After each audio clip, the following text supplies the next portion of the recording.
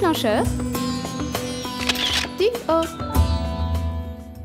Aujourd'hui, Déclencheur vous amène au CIPEC pour rencontrer Marc Ayrault. Bonjour Marc. Bonjour Benoît. Alors, le CIPEC, qu'est-ce que c'est ? Le CIPEC, en deux mots, c'est l'association des fabricants de matériel photo. Donc, c'est toutes les grandes marques, c'est 95% du marché photo. Et on est là pour deux raisons. D'abord parce que le CIPEC organise le Salon de la photo, qui nous arrive dans 15 jours, 3 semaines, là maintenant. Ouverture le 13 novembre. Je signale à ce propos que moi j'y serai pour a priori animer un stand sur Wizy. Tous les détails seront sur le blog, vous irez voir. Mais la deuxième raison pour laquelle on est là, c'est qu'à l'occasion du Salon de la photo, le CIPEC publie son enquête annuelle. On en avait parlé avec Bernard Perrine, il nous avait fait l'historique du marché de la photo et là on va voir les chiffres de cette année. Alors absolument, c'est intéressant. Il y a d'une part une étude qu'on fait avec Ipsos, c'est un baromètre qu'on fait maintenant depuis 7 ans, qui nous permet d'avoir une vision un petit peu prospective sur le marché et d'imaginer un petit peu quels seront les usages photographiques dans l'avenir. Mais c'est aussi le salon de la photo, l'occasion de faire un bilan un peu sur l'année 2008, où en est-on, notamment en termes d'appareils photo, et appareils photo numériques bien sûr. Alors on en est où ? On se base sur une année 2007 qui a été excellente, c'est vrai, puisqu'il s'est vendu en France environ 5 millions d'appareils photo. 5 millions d'appareils photo, c'est le double de la meilleure année de la photo argentique. Donc on est sur des niveaux extrêmement élevés. D'accord. Sur l'année 2008, après un début d'année très fort, c'est vrai que depuis l'été, le marché se tasse un petit peu. On envisage une année totale 2008, donc sur 12 mois, qui devrait être aux environs de 4 800 000 appareils.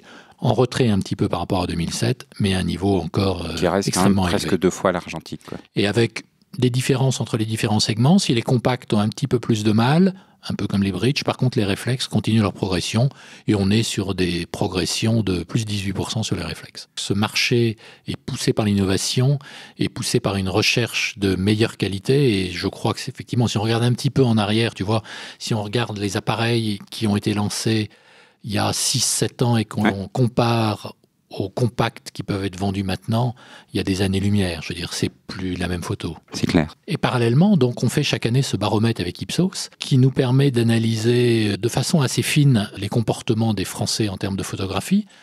Jusqu'à l'année dernière, on a interrogé des foyers. Et en l'occurrence, le responsable du foyer. Donc, tu vois, c'était plutôt le père de famille, parce qu'on était dans une culture argentique.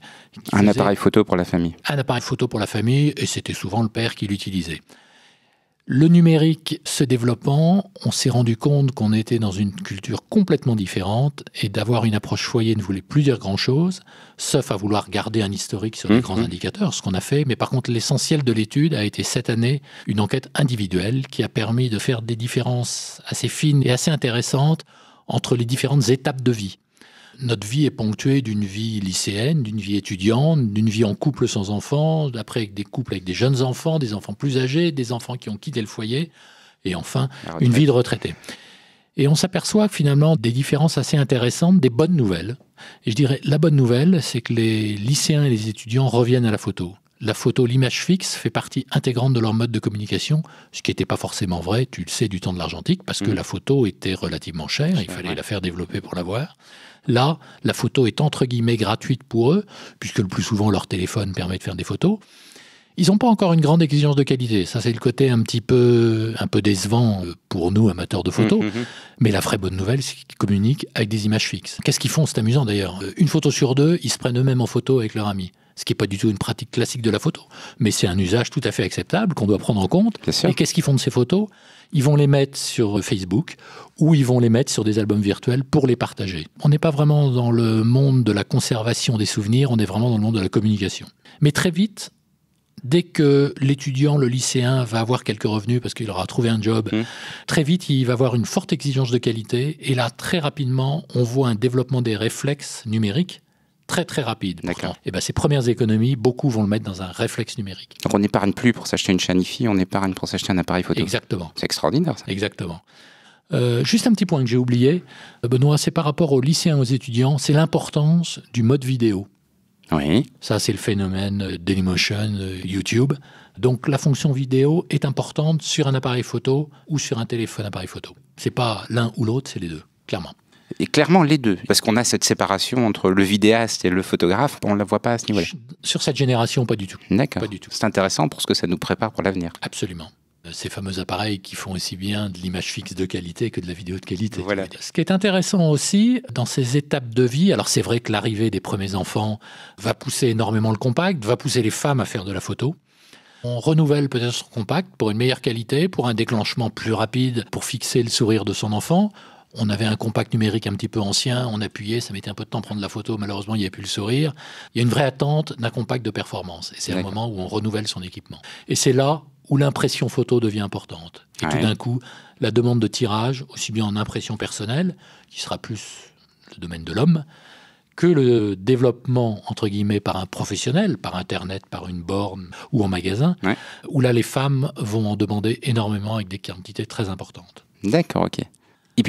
Et puis après, les enfants quittent le foyer et la photo devient un vrai moyen de communication entre deux générations. Et c'est incroyable, en quelques mois, en quelques années, nos lycéens et nos étudiants ont éduqué leurs parents aux nouvelles technologies. Et on voit un taux d'utilisation d'albums virtuels en ligne dans cette génération de parents n'ayant plus d'enfants au foyer très forte, un développement très très rapide. Les enfants ont éduqué leurs parents à ce mode de communication. Et on fait moins de photos à cette étape-là? Si, on en fait beaucoup parce que c'est une période où les gens voyagent beaucoup et le voyage reste dans l'idée de photo-souvenir un gros pourvoyeur de photos, de prise de vue. Ok. Et la dernière étape? La dernière étape, c'est intéressant aussi parce que là, il s'est passé des choses. Les seniors, les retraités se sont mis très vite à la photo numérique. La pénétration d'appareils numériques est importante. Et les cadres numériques, c'est dans cette tranche d'âge où on trouve le plus de cadres numériques. Pourquoi? C'est les enfants ont offert à leurs parents un cadre numérique qu'ils ont chargé avec les photos des petits-enfants. Là encore, l'image fixe est un vrai mode de communication entre les générations. Et selon les âges, alors si on intègre le téléphone avec appareil photo, on a une pénétration de la prise de vue numérique assez stable entre toutes les générations. C'est intéressant puisque l'arrivée de la photo numérique a permis l'arrivée d'un nouveau produit. Je dirais le nouveau produit le plus emblématique, qui a un développement le plus incroyable à l'ère numérique, c'est un produit qui est en papier. C'est le livre photo, qui a un succès incroyable. Il s'en est vendu 1 500 000 l'année dernière en 2007. On pense qu'il va s'en vendre 3 millions en 2008. Wow. Et encore, c'est un produit qui a une faible notoriété. C'est le moyen de résumer un événement dans un album. Des albums qu'on faisait plus beaucoup parce qu'on n'avait pas le temps et finalement on laissait ses photos dans une boîte à chaussures. Là, tout d'un coup, on peut créer un livre pour un événement. C'est un vrai nouveau produit, un vrai nouveau concept avec un succès incroyable. Avec des petites poésies, avec des petites choses qu'on rajoute, qu'on personnalise. Exactement. Alors ça, pour l'instant, c'est réservé à des générations un peu plus avancées, puisque là, il y a encore un problème de coût. C'est un produit qui coûte encore assez cher. Des usages que tu nous montres, en fait, premier élément, on passe de la photo souvenir qui reste pour le couple, mais on commence à utiliser la photo comme la publicité l'utilise, c'est-à-dire comme un moyen de communication. La photo a toujours eu ces deux phases, d'avoir la phase familiale et la phase où on l'utilise comme un moyen plus d'expression avec des gens qui s'investissent plus. Est-ce que c'est des choses que vous mesurez? Oui, absolument. Et c'est souvent dans ces fameux couples qui commencent à avoir des revenus, qui, pour un tiers d'entre eux, disent que la photo est une vraie passion, un vrai hobby. Un tiers? Un tiers. Un tiers de ces jeunes couples. Ça ne veut pas dire que ce sont des artistes, mais ça veut dire qu'ils prennent du plaisir à faire une photo, à composer une image, à chercher une belle lumière. C'est pas seulement un instantané, je prends un événement, ce qui serait beaucoup plus le cas des étudiants et de nos lycéens. Rapidement, il y a cette exigence de qualité parce que la photo est un mode d'expression artistique. Ok, bah écoute, merci pour toutes ces précisions. Donc le salon, 13 novembre, qu'est-ce que ça représente le salon pour le CIPEC? Cette édition du salon est vraiment importante. Elle est importante et on pense que ça va être un grand succès parce que pour la première fois, l'ensemble des marques sera présente. C'est vrai que ces dernières années, des marques comme Leica ou Kodak n'étaient pas venues. Là, toute la grande famille de la photo, au sens large, sera présente pour cette fête de la photo. Donc, je crois vraiment que ça va être une grande édition. L'édition 2007 a été un succès incroyable, avec des allées pleines, beaucoup d'échanges. L'année 2008, l'offre va être vraiment exceptionnelle en termes de matériel, va être exceptionnelle en termes de photographes présents, de grands photographes, puisqu'on a une douzaine de très grands photographes qui vont venir échanger avec le public. C'est pas proche de la Photokina? La Photokina, c'est un très grand salon, mais c'est un salon où il y a finalement assez peu de photographes francophones, français. Ce qui a été montré à la Photokina, ils vont pouvoir le toucher au Salon de Paris. Marc, merci pour toutes ces précisions. Ravi de t'avoir rencontré et puis ravi de voir tous nos amis photographes au moment du Salon de la photo. Ok, à bientôt au salon. Au revoir.